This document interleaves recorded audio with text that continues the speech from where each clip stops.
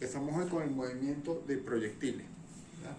El movimiento de proyectiles va a tener dos suposiciones. La primera suposición es la aceleración es constante. ¿Verdad?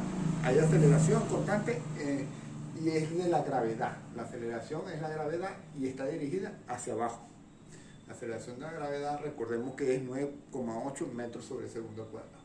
Y la segunda suposición es la resistencia del aire es cero.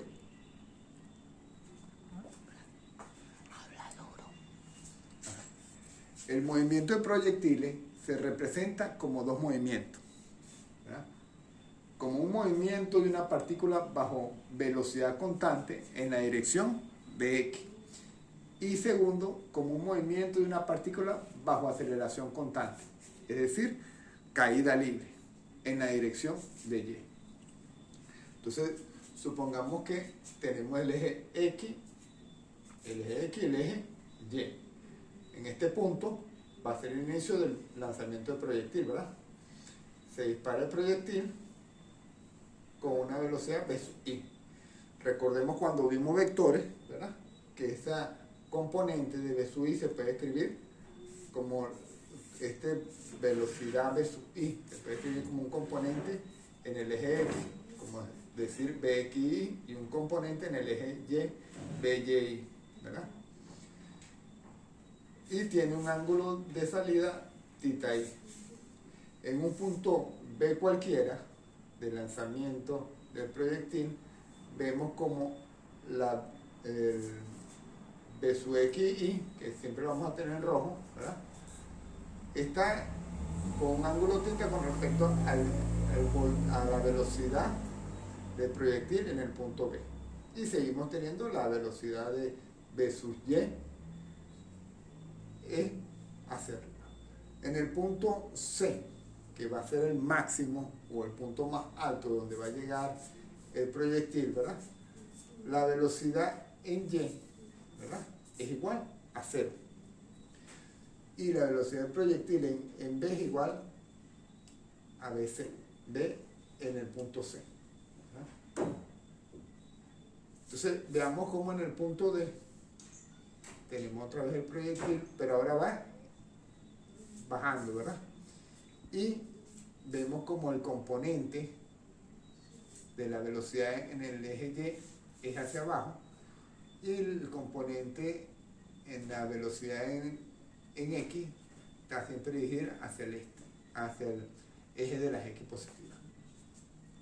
Y en el punto, cuando él llega a su punto de caída, ya de cuando él llega a su máximo recorrido, a su máximo llegada, fíjese que es el punto E, la velocidad en E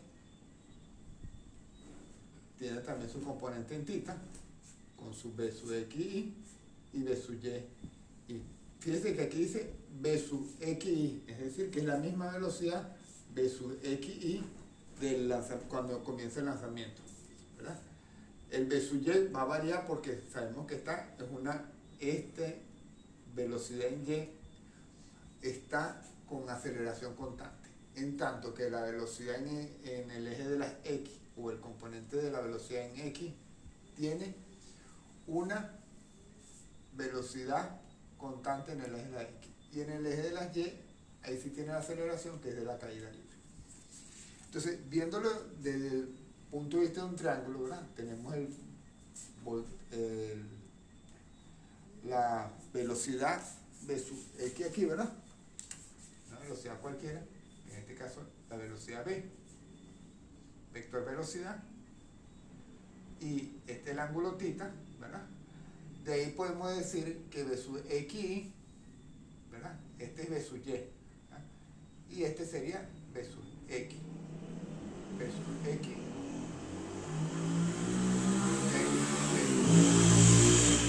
Entonces, esta proyección de v sub y está a este lado y v sub x está aquí. Por trigonometría habíamos sabido que v sub xi es la velocidad inicial por el coseno del ángulo y v sub y es v sub i por el seno del ángulo. Eso es cuando lo vimos en vector, ¿verdad? Por trigonometría, esto es un ángulo rectángulo, en todo triángulo rectángulo se cumple esta ecuación. Por otro lado, si quisiéramos escribir en función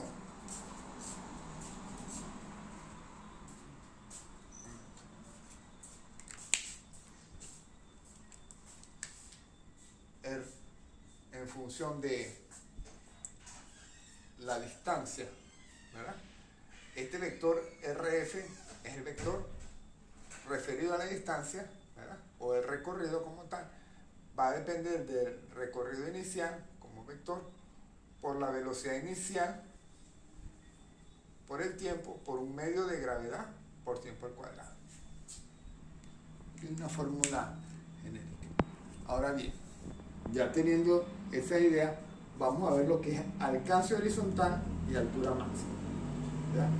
Entonces, fíjense que dice la distancia que va desde el punto A al punto E, ¿verdad? Lo vamos a llamar alcance. Y como letra vamos a usar la letra R, y eso va a ser alcance horizontal. Por otro lado, la altura máxima va a ser cuando el proyectil llega a su máxima altura, ¿verdad? Y en este caso, en su máxima altura, que es el punto C, tenemos que la característica es que su velocidad en el eje Y es igual a 0. ¿Verdad? Y entonces, por lo menos aquí tenemos que en el punto C, ¿cuánto se observa aquí? Que él tiene en alcance horizontal igual a la mitad del recorrido. Y con una altura H que va a ser la altura máxima, ¿verdad? Entonces este punto se puede determinar en el eje X con R medio y en el eje Y con H. Y el punto E, que es el punto que es el máximo alcance, ¿verdad? Tiene 0 para el eje Y y como alcance R. Por eso que tenemos las coordenadas de los puntos de alcance máximo y las coordenadas del punto de altura máxima. Y lo vemos en el gráfico. En C, en el punto C que hemos dicho, la velocidad en el eje de las Y o el componente de velocidad en Y es igual a 0, ¿verdad? Y sabemos también que por fórmula decimos que la velocidad de Y final es igual a la velocidad de Y inicial más la aceleración por tiempo. Es una ecuación que ya tenemos en movimiento rectilíneo uniforme. Como sabemos que en ese punto de más alto la velocidad es 0, porque ya lo estamos diciendo aquí que él prácticamente está en reposo, en ese punto específico. Y su velocidad de Y inicial, la hemos determinado aquí por trigonometría, ¿verdad? Es igual a B sub I por el seno del ángulo, ¿verdad? Seno del mismo ángulo inicial. La gravedad en Y, dijimos que la gravedad en Y es la aceleración en Y es la gravedad. Entonces sustituimos a Y por G y le ponemos el signo negativo porque decimos que la gravedad está dirigida hacia abajo y por el tiempo. Entonces esta fórmula se convierte en esta. Como este es 0, conocemos la velocidad inicial, conocemos el ángulo, conocemos la gravedad, la incógnita va a ser el tiempo. Despejando el tiempo, decimos que el tiempo en C, este que estaba sumando pasa para el otro lado, restando. Y este que tiene el signo negativo a ambos lados se pasa y la gravedad pasa dividiendo. Entonces tenemos que el tiempo que tarda el proyectil desde que se arrancó hasta llegar a su punto máximo es igual a la velocidad inicial por el seno del ángulo sobre la gravedad. Esta es la fórmula que es una de las fórmulas importantes para determinar este punto de altura máxima. Entonces, fíjense que ahora decimos que en la ecuación Y sub de posición en Y final menos Y inicial, velocidad de Y inicial por el tiempo más un medio de aceleración por tiempo al cuadrado, esta ecuación que ya venimos manejando, ahí el valor de Y sub F, lo vamos a decir que es la altura, H, ¿verdad? Que es la altura máxima, y Y sub I en este punto, ¿verdad? Que Y sub I es el punto donde arrancó el lanzamiento, y si ponemos el eje 0, 0 que está aquí, ¿verdad? Y sub I vale 0. Entonces ya podemos determinar que esta ecuación, donde va YF, vamos a colocarle H, ¿verdad? Donde va Y sub I, ¿verdad? Ya lo hemos calculado que Y sub I es igual a B sub I por seno de tita 1. ¿Verdad? Por el tiempo lo acabamos de determinar aquí, en el punto máximo, el tiempo es igual a B sub I seno de tita I sobre gravedad. Bueno, sustituimos el valor de B sub I seno de tita I sobre gravedad más un medio, la forma es un medio de la aceleración en Y, pero que la aceleración es la gravedad por el tiempo al cuadrado. ¿Quién es el tiempo? Volvemos a decir que el tiempo es el que habíamos despejado anteriormente y nos queda al cuadrado. Resolviendo la ecuación y acomodando los términos, nos queda que esto es igual a un medio de velocidad inicial al cuadrado por seno al cuadrado de tita I sobre gravedad. Esta ecuación nos está dando la altura máxima. Entonces ya tenemos que para la altura, cuando llega a su máxima altura el proyectil, tiene un tiempo máximo y tiene una altura máxima que se puede determinar por esta ecuación y por esta. Ahora, para el alcance R, ¿verdad? El alcance R, que es el alcance horizontal, el proyectil, ¿cuánto tarda?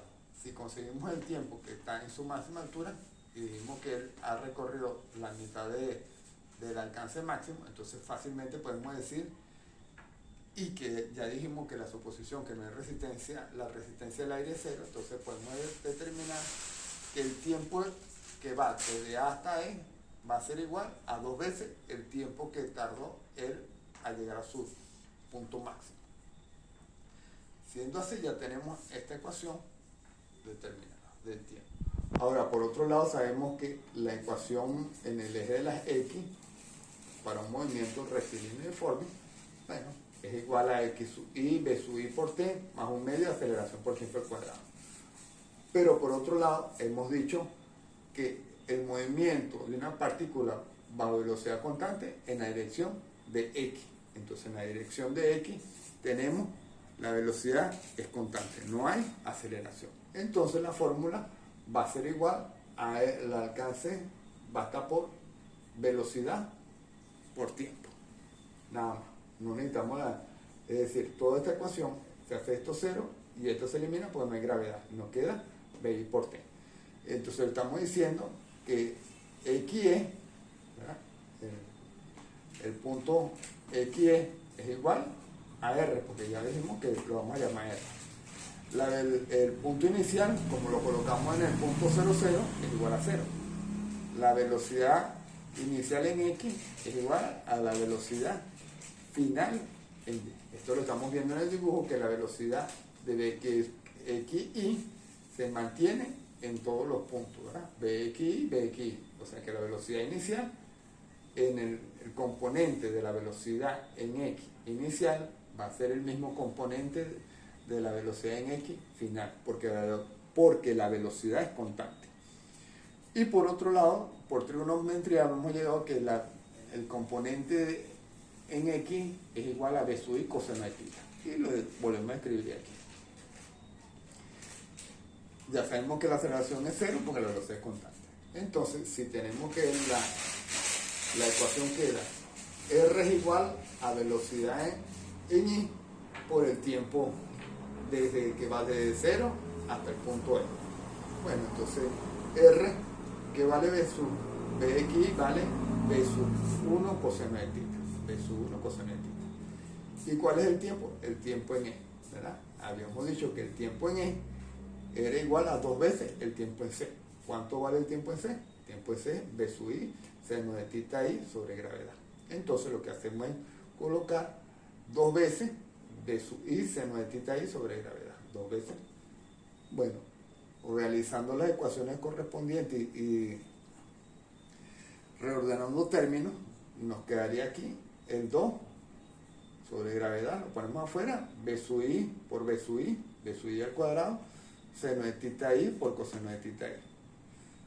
Recordamos por trigonometría que seno de tita I por coseno de tita I lo multiplico por 2 es igual a seno de tita I.